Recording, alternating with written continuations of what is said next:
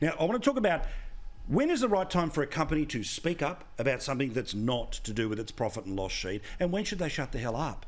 Now, as you know, in the United States, there's this situation where the controversial system of trying to introduce photo ID in one state is being called racist. So companies like Coca-Cola and Delta Airlines have all decided to hissy fit. Major League Baseball moved, of course, the All-Star game, despite the fact that you need photo ID to collect tickets to go to the Major League Baseball All-Stars game. In response, Donald Trump and Republicans have turned around and said, you know what, enough of the woke, take your dollars, move them somewhere else. And as we saw with Goya Beans, for those paying attention, there was a big uptick for that company when they were shit-canned previously. But then we get that when companies don't speak up, you get lefties screaming at people like ANZ for not signing a letter about Myanmar and the abuse that has been happening there. So let's start with you, Nicholas, about when the moment is that a company must speak up and when they have no need to get involved in something, especially when, on photo ID, their own companies demand photo ID to access their services. Look, can I give you a academic response to this and say it's complicated? I mean, once... Whoa! Well done, kids. I hope you're paying all your hex for that. Let me explain. Well, I mean, once upon a time, the obligation of a CEO was to the shareholders, the owners of the company, and you needed to maximise profit and maximise returns to your shareholders over time. Simple.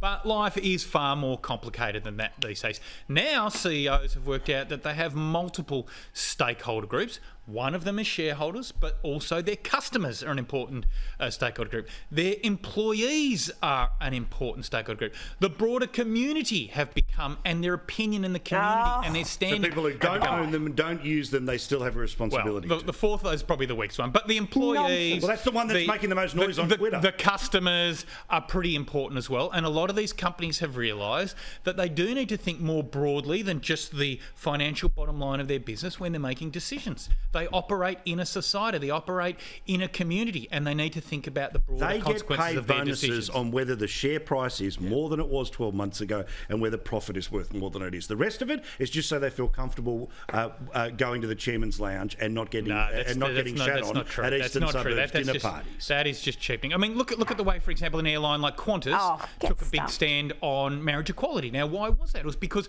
as the CEO of Qantas said, that was a big issue for a lot of their employees. It was a big issue for a lot of their customers. They put more effort into that than fighting for a company tax cut. They're in bed with Emirates. Yeah. They're in bed with Emirates. They are doing business with airlines owned by regimes where homosexuality is illegal, where homosexuals are persecuted and chucked in jail and worse. So don't bloody sit there and tell me they're doing it out of some moral obligation where there is absolutely zero evidence of that. There is no consistency, and you insult everybody's intelligence by saying that. If you genuinely believe it, then I feel bad for you, but I think you're too smart to genuinely believe that. I know you and Mark long for a simpler world where coal didn't cause climate change. No. Companies only had one thing they needed to worry about, and that was shareholder profit. But it's a more complex world that we're in now. You know what? And so I'm sorry. I'm this close to leaving. It's bloody 45 degrees in here. I'm sitting here listening to this crap. I'm literally this close, Paul. This is just absurd. So hang on, don't insult Rita, our intelligence and then say, oh, no, you guys just pine for a simpler time. No, we're just pine for honesty. And the least you can do in this program is just be honest. Okay, well, let's just go back to the basic principle. Do you accept that a modern CEO has a broader set of obligations than just to shareholders, and things like customers and employees are also groups they need to think about? Customers... Well, let me correct you there, okay?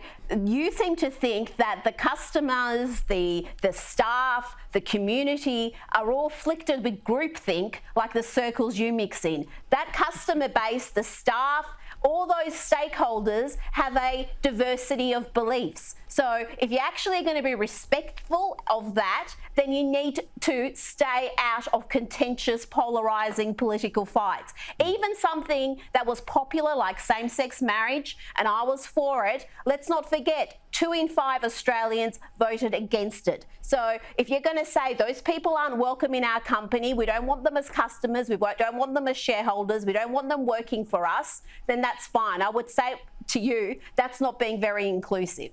Yeah, but I mean, Mark, we see this all the time, right? About the social dividend. I think I've argued with Stephen Conroy about in the past, and you know, I understand what that concept is, but and I know it's an American context here, but when literally a company is trying to show off about saying, you know, you need photo ID to get tickets to go to a baseball game, but you don't need photo ID to vote. Come on. Well, yeah, Paul, it's a puzzling concept. I've got to say, in a world of many weird things happening, I've thought long and hard about the rise of the woke corporation. Where's it come from? Where's it headed? What does it mean in substance? And at one level, there's absurdity. What would ANZ know about the political situation in Burma? Yeah, correct. And why do they need to know about it and make a statement about it? Like, that's just silly. And companies like ANZ, didn't we have a Royal Commission into how badly they treat their customers, and they were charging people who were dead? Yeah. So maybe if they got back to actually Sure. running their accounts and customer service properly, and not fund up diversity and inclusion units and run political campaigns, everyone would be better off. The shareholders are better off, the customers are better off, the nation is better off. But I think there's two driving forces for the woke corporation. One is, I think it's a pretty clever tactic to declare yourself as woke lefty, because they seem to have pacified the unions. The unions are reluctant to take industrial action about these companies because the CEOs, oh, look at us, we're supporting all these virtuous causes. You can't really pick on us. And unions have fallen for that and basically lost their teeth. Where was the last serious union that took on industrial action for a worthwhile cause on behalf of its membership? And the second tendency is, you know, if you're running one of these things historically, the worst thing that was said about you, and there was an element of truth, they call you a greedy capitalist pig. You know, big corporate leaders, multi-millionaires, their disgracefully large salaries, they were really put down in society. So they've had a pretty clever PR strategy out there to embrace the virtue signalling, the woke causes. It plays well at the eastern suburbs dinner party set. Yeah. And they now look virtuous, even though, as Rita pointed out, it's riddled with hypocrisy, as she said about Qantas. So, you know, it's sort of a hollow man phenomenon, the woke corporation, but I think they're the two main drivers of it. And I'd much rather prefer if they got back to their core business of looking after their shareholders and customers a hell of a lot better. I want to introduce you to an awesome Australian, dare I say, the Australian of the day. Sorry, Rita. Go one more, Rita. I don't want to cut you off. No, I won't go into the whole China thing because that just throws up this whole argument Nicholas posed about, you know, they're behaving morally.